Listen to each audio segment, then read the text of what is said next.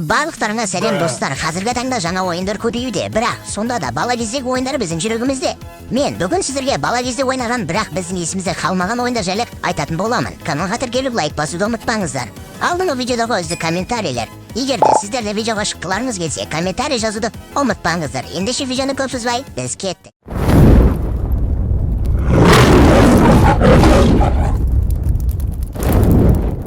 Бірінші ойын, когда стать соседа. Бұл ойынды ойнамаған адам жоқ шығар.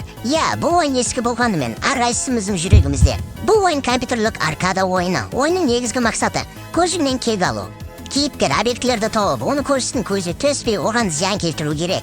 Келесі ойын, Зума. Бұл ойынды ойнамасаңыздар да ойнап жатқан адамды көрдіңіздер деп ойлаймын. Мүмкін достарыңыз, немесе ата-аналарыңыз ойнаған шығар, жарайды. Ойынның шарын түсіндіріп өтейін. Ойынның мақсаты шарлар жеткенше алтын бас сүйегінің бағыты бойынша экрандағы тізбекте қозғалатын барлық түсті шарларды бақаның көмегімен жою. Егер де шарларды жоя алмасаңыз, деңгей жоғалады. Бақа әртүрлі түсті шарларды атуға мүмкіндік береді. Және ойын 22 деңгейден тұрады.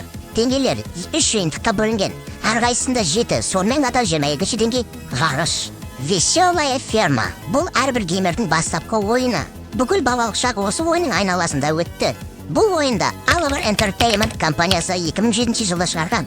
Ойынның мақсаты жануарлар өндіретін өнімдерді жинап, оны сатып, басқа да ірі жануарлар алып даму керек.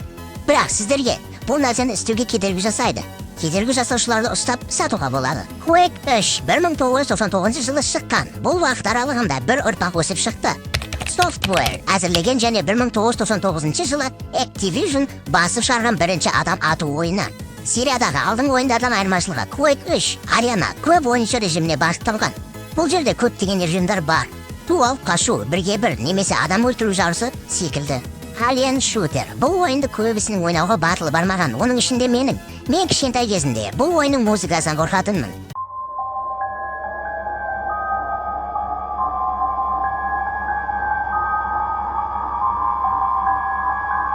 Музыка кәдімгідей денені төшіктіріп жібереді. Sigma Team әзірлеген изометриялық RPG элементтері бар аркадалық экшн компьютер ойыны. 2003 жылы шығарылды. Ойын жауларды өлтіргеннен кейін қалған қанның көп мөлшеріне ерекшеленеді. Қанның түсі қызылдан жасылға дейін өзгеруі немесе мүлдем өшірілуі мүмкін. Егер де өздеріңізді сынап көргілеріңіз келсе, осы ойынды ойнауға совет беремін. Егер де осы ойындардың кем дегенде біреуін ойнаған болсаңыз, комментарийге жазып кетіңіз. Міндетті түрде оқимын. Сіздермен болған мен Зеп. Сау болыңыздар. Сосын подписаться ете салшы, рахмет.